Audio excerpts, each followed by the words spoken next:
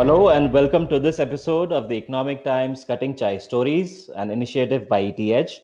I am Ashwani Mishra, bringing to you conversations with CXOs over a cup of chai as we discuss their personal and professional journeys, career experiences, hobbies, sources of inspiration, and other such engaging topics. Joining me today is Sumeet Singh, Group Chief Marketing Officer at InfoEdge, the parent company of brands like Naukri.com, 99acres.com, Jeevansathi.com, to name a few. Welcome, Sumit, to this edition of Cutting Chai Stories. Thanks for having me over.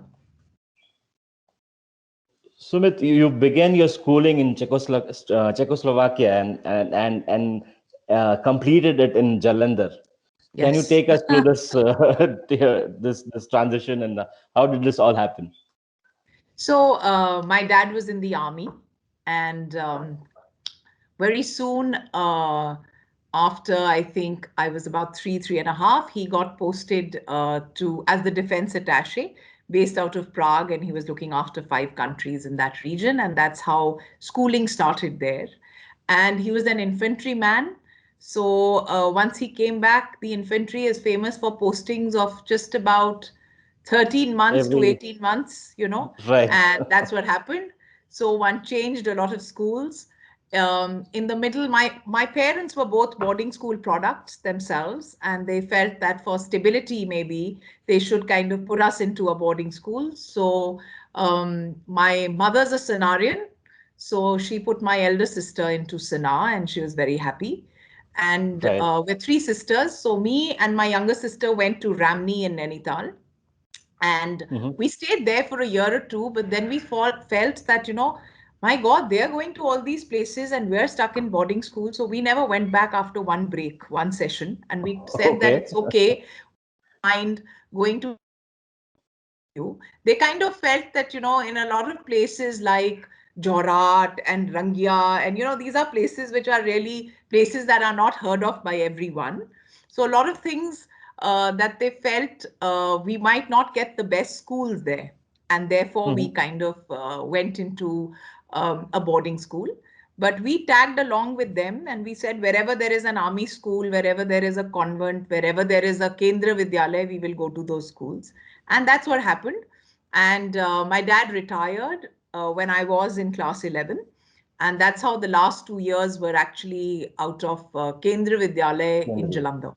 So KV number Okay. one, Jalandhar Cant. Yes. So very interesting formative years, Sumit, So Yes. Yes.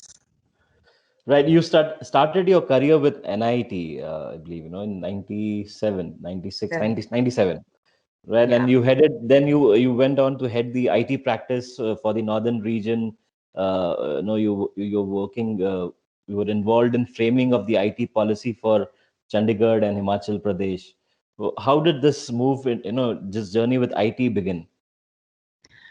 So, out of campus, I completed my MBA in 97, and there were different companies that came to campus, and NIT was not one of them, actually. And Okay. I got my interview first with HUL, but they actually said that you will have a rural posting for the first 2, 3 years in South India. And I said, okay. But at that time, also the telecom sector and these industries were coming up as sunrise sectors. Right. And so I got myself another camp. We were allowed 2 offers on campus. So my second offer was actually from Ranbaxy, which was in Delhi, Right. and I took that up because it was closer home. And I myself was a science student before getting into the commerce stream. And I felt it will be very nice being in a pharmaceutical company. The office was in Nehru Place. When I came to Delhi, and in the beginning, you are a management trainee and you're going through things. And one of my early mentors actually said that you should get into one of these new age companies, and at this time not worry about your package. My package in Ranbaxy was very attractive, and just out of Right. business school, it makes a lot of difference as to, wow, this much of money. True. So he actually told me that, for 5 6 years you'll grow well because they'll put you in sales, you have a slight science background. But if you really want to grow, you should be you should have a science degree in a pharmaceutical company. That takes you far. You don't have to become a research scientist or something, but it's much better if you have that degree. So start applying to IT and telecom, you know and you are in a job. So I actually spoke to the Ranbaxy HR Spock that I had. She was an assistant manager, and I said, "This is what they've told me, and what do you think? Because this is from campus. I don't want to do something like this." She said, "No, it's okay. Apply. I think it's good advice." And that's how NIIT happened. So NIIT didn't happen from campus. NIIT Okay. happened 2 3 months later, Later. actually, Okay. and Okay. then I was very lucky that I was working in the executive training group, and I had a fantastic manager. I really looked up to her. She was a woman, and the vice president also, who headed our business, was a woman. Very tough taskmasters, but they were big inspirations in my life. Um, and I worked on a lot of projects very closely at that time with Mr. Pawar and Mr. Rajendran. So we used to call them RSP and PR. That's how they were known Okay. internally. And I worked on very big government projects with them. So I had very early on had the exposure to work with CEOs and management and start trying to get a glimpse of how they look at a situation, which is so different from the way we would look at something as a MT or as somebody in sales. And then my mother actually fell very critically ill, and my parents were Oh, settled in Jalandhar. okay. And I felt that I must leave and go and look after her, because they actually almost said that we don't know whether she'll live, not live, and stuff like that.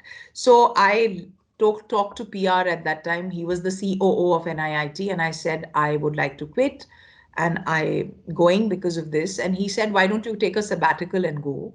And I told him, "I don't know what my life will be. I don't know how long I need to be looking after my mother, and I will feel very obligated if I go on a sabbatical, because then I'll feel you've done so much for me and I'm so junior, I and know. I'll feel very Right. obligated to come back, and I would not want to then just tell you after 4 months that no, sorry, I can't come back." So that's how it happened. And CII happened because while my mother got okay, I was home for about 6 months. IT was opening up in the northern states at that time, Right. while in the Right. south there were a lot of It strides was that were all made in IT. right. But it was in the 99 2000 is when the northern states started wanting to attract IT investments, etc. So CII advertised for a job for their IT division. And as Okay. luck would have it, I came for my interviews to Delhi. And the reason I wanted to take that was because it was in Chandigarh. Chandigarh. That would This is help closer me. home. Right. Yeah. So northern region was headquartered out of there. So I would just say कि वो अंधों में कान्हा राजा, because I had a NIIT background, which was an IT company. I think that must have helped me seal the job compared to the other contenders. CII always also has internal job postings, so there are always internal people as well who kind of apply. But I think that is what worked to my advantage. And then, of course, it was history, because then through one's hard work and also having very, very good peers and an amazing boss, you know, I got many opportunities to actually get involved. It was actually my boss who was supposed to be on the IT committees of Okay. the 10 Okay. northern states at that time, and not me. But he was very, very empowering and very encouraging. And he said, "That's your field, and I'm sure you'll be able to do it." So he put me there, and it was great learnings. I mean, at that young age, to be given that responsibility, to be interacting with people like Mohan Veer Sani, FC Kohli, Michael My Dell, goodness. because these were That's the right. advisors to governments at that time. It Right. was an amazing experience. So I kind of feel that a lot of that credit goes to my boss, who actually showed a lot of trust and opened out those opportunities for me. Right. So would it be right to say, Sumit, these initial years at NIT and CII, in a way, shaped your career as you moved along, in terms of the learnings that you got, in terms of the exposure that you got? So I've actually had a very diverse set of, if you track my career, it was sales at NIIT, went on to Right. policy and some bit of event sales in CII, because we all do that as well. Right. And then I met this wonderful gentleman, Saurabh Srivastav, in my tenure in CII, and he actually talked a lot about this organization called the Indus Entrepreneurs that all of us know now Right. about, but at that time it had just come into India, from Silicon Valley. And he convinced me to come and start TIE along with him in Delhi. And that was my move from CII to, actually, I was Right. one of the founder executive directors of TIE Delhi, and also the Indian Venture Capital Association. Okay. So again, I didn't know anything about venture capital. And I told Saurabh, you want me to do IVCA? I don't even know anything about venture capital. But he just said, no, you'll be able to do it. I have full confidence, and it's not rocket science, and that was great because the next 5 6 years was such great learning. And then happened Info Edge, and today I'm in a very, very different field from where I started, Precisely. because No. I started So, in sales. Yeah. So it's kind of been very things. and So you I had no think two experience in things. marketing at all. No, no, not at all. I did not even know what CPCs and CPAs are. I knew a little bit about advertising, but nothing about digital advertising. But again, I mean, I had a boss who continues to be my boss, Hitesh Oberoi, who had all the confidence that I will be able to do well in marketing. And he said exactly what Saurabh said to me. It's not rocket science. You're good in numbers. You're hardworking, learn, work hard, and I'm sure you'll do well. And if it's not working out, then it's not working out. Right. Right. I was a little skeptical. I think he wasn't as much. And I said, can I kind of not be on can I not take this as a permanent job and just do this and see whether I'll enjoy it as well and whether I'll do justice to what you want me to do? But again, I think it was the confidence and the learning attitude. So, every job that I did was very different from the earlier Different. one. Right. So I think the confidence that my managers had in me and the attitude, that the adaptability which came from the army background, you know, and I think the learning attitude that just kind of helped me grasp things that I was supposed to and do well in each of these various different career paths and verticals that I've kind of been in. BNN. Right. So very interesting, Sumit. So from sales of an IT company at NIT to lobbying for industry bodies and securing venture capital deals, and then marketing for InfoEdge. So very diversified, and in a Yes, short span of time. And it's been 15 years that you've been with InfoEdge. Info Edge, yes. Yeah. What would be the philosophy, Sumit, if I may, so or how have you led these transitions and to be where you are today? Any So underlying I think, philosophy yeah. that you want to share? I've never thought of it that way, Ashwini, so I don't know. But if I just kind of look back, I think there are a few strong things that I inculcated subconsciously and maybe a lot of them subconsciously from my parents very early on in life. And if I look back, I feel somewhere they have helped me in every phase of my life, be it personal or professional. The transition has just become easier. And very early on in life, I think because of being from an army background, adaptability, discipline, sense of commitment and Have been loyalty, inculcated. Right. that just, I think, naturally just got ingrained into the DNA. Not that somebody sat you down and tutored you on those things, but that's Right. what you grew up with. And that's what I saw all around me. My grandfather was also in the army, so that's something I saw around, and I think those qualities I just imbibed. The other two, three things that I consciously, I can say that I imbibed were this sense of optimism. My mother always was very, very optimistic and always said, never ever be scared of change. So, three things, if I had to just kind of articulate it, one was optimism, the other one was never to fear change, you know, And the third one was to always have an opinion and not, Right. it doesn't matter whether, she always said that opinions are not right and wrong. They belong to you. They are your True. perspectives, and therefore have the confidence. Don't be overconfident, but have the confidence and don't fear being judged. Have an opinion, you know, and don't worry about how will this sound, is it right or wrong, because opinions are never right or wrong. So I think these are True. things that one grew up with very early in life. And somehow, when I look back on both my professional and personal journeys, I feel at many junctures, these have kind of helped me move on or tackle a challenge that was coming on. So I feel these are the qualities really, Very or well put, values. Sumit. Yes, I guess in all the 3 points that you mentioned, in a way, would enable people to not mimic or pretend, but to be genuine about who they are and the way and be as expressive as they can be. Yeah. Yes.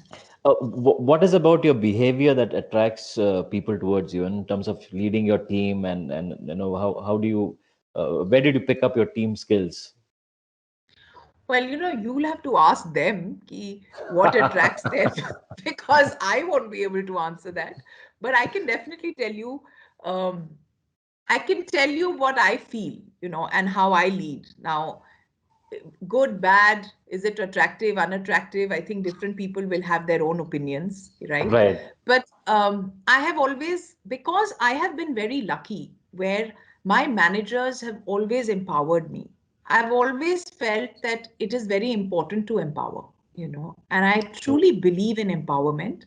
But when I also believe that, when you empower, you must always be there for them. So, empowering True. and then saying, Abhi, tumhe de diya sab kuch, you do everything, and therefore you are responsible. So, to keep the ownership and the responsibility with you, but to empower them to take these decisions sensibly, you know, is what I have learned and what I do. The other thing I feel that, and I think a lot of managers and leaders do that, is that I am never scared to learn. I'm never scared to admit that, hey, listen, yeah, you're so smart, you know this. I don't know this. My time, this was not there. Right? Today, if you ask me, can you do social media marketing? I can do social media advertising. I can't on the Right. fly. I don't understand Snapchat, Instagram, etc. the way my team members do. I had to set up an SEO team. I did not know at that point in time, 15 years ago, what is SEO, right? So True. I've never felt shy of admitting to my own team members and subordinates that I don't know this. You are far better than me. Can I learn from you? And I think that is something that generally has worked for me, and that's how I learn as well, right? Because I've always wanted to hire people who are smarter than me, because that's the only way I will grow and learn, Go. right? Rather Precisely. than Right. actually get people who will say yes and no. And I've always encouraged discussion. We have a lot of, with my team members, with my direct reports, we have a lot of debates and a lot of discussions. But the beautiful thing is, in the last 15 years of being in this organization, InfoEdge, one of the things that's culturally, why a lot of us have been able to spend a lot of time there, is that both Hitesh and Sanjeev have built a culture which is totally in the true sense True empowering. sense. So Right. there are a lot of fights, there are a lot of discussions, there are a lot of arguments, but nobody takes it personally. And when you Right. don't take things personally, there is hardly any politics, there is straightforwardness. And those are the things that naturally you imbibe when they're happening with you. And a lot of those then naturally start passing on to your teams as well, because you have enjoyed a culture like that. You have enjoyed your freedom. So I think these are some of the things that I consciously try and keep. And I never ever hesitate on saying sorry. If I have said something and it has hurt somebody, I am I'm always there to say sorry and apologize, and then try and explain my perspective, because there are times when you say things that people will misinterpret, or you might Right. have not said them in the best manner, you know. But I think being open, transparent, saying sorry, these are things that work for me. That's my style, you know. Right. Very valuable lessons here, though you've described it pretty well, and I'm sure viewers can take a lot of learnings from the last statements that you've made. You're also an intrepid traveler, Sumit, so what kind of travel excites you? So could you just throw some light around it? So, Ashwini, I have two kids. One is 10 and the other one is 17. And the past couple of years, while we've done, some of the so-called Singapores and Dubais and Shanghais, a lot of things in the last 4 years, what I've tried to do consciously, barring, of course, this year, which the pandemic hit I us, know. is That's right. take them to a lot of small places in various states in India where we were posted, because I feel Okay. that those are the places these kids will never see. Will they ever go to Jorat, Dispur, Twang? More of I don't off the think so. beaten track You know, kind of places. absolutely. And so, the past few holidays, for example, I always enjoyed my Christmas on Park Street in Calcutta when I was in class, 4, 5. My dad would fly us from a Guwahati to a Calcutta for Christmas. So I wanted the kids to celebrate Christmas on Park Street. So we did that. We did New Year's in Kohima and in Shillong. So a lot of the focus in the last 5 years have actually been travel in India. And for me, because of nostalgia, my husband also, he's not in the army, but he belongs to an army background. So his parents are in the army. So we Okay. visited places like Staff College in Wellington, taken Right. them to our old schools, to our dad's offices. So that's really been the focus, to show them places where we grew up. And so that they can imbibe some of those cultures, see those states. That's what we've been doing. And then, of course, in the middle, you do a little bit of your luxury breaks and I stuff know. like that. So, so that is what the focus has been for the last couple of years. A final question, Sumit. Apart from the corporate mandate, any personal goals or a mission that you have before you hang up your boots? Well, it's a deep question. Um, I think one of the things that I have realized is, what is very important is to be happy, you know. And I've also realized that unless I don't keep myself happy, I will not be able to keep the people around me happy. True. And that is a realization that has hit me just in the last 6, 7 years. I think you need to hit your 40s to start realizing, okay, do I have a larger mission? Because at least for me, and I'm speaking for myself, mission was always the ambitious career path that you wanted to follow and balance it with everything else Right. that you have in life. And then you start feeling, is my life there for greater cause, and what can I really do? Because you've got your car, you've got your house, and all those initial things are taken care of. And for me, it's really spreading happiness, around, and also taking full ownership of my own happiness. A lot of things, I think, as women, Right. So and especially women who work, because there are so many things we need to balance. There are so many duties we want to do, and we want to do them all well. Somewhere we sacrifice a lot, and people around us also sacrifice a lot for us to be able to be in the positions that we are in, the positions today. But the one thing that we forget is me, myself, you know and right. that is something that I feel that we shouldn't, because at least for me, that me time always came with a lot of guilt. You felt that, oh my god, how can I go and have coffee with a friend, because I have only Sunday, so I should be spending it at home cooking, or I should be with my children, whereas maybe I wanted to go to Cafe Turtle to have a coffee. But so uh, when you do a few of those sacrifices, you realize that you're not letting yourself as a person blossom. Agree. And therefore, I feel that's why I said, so now my mission is really that, um, build and take ownership of your own happiness, and spread happiness and work towards happiness of others. So that, I think, is what um, my life is going to be for the Going to be. next. couple of years. Yeah. So whatever I Couldn't do could should get me happiness. right. Yeah. Couldn't agree more.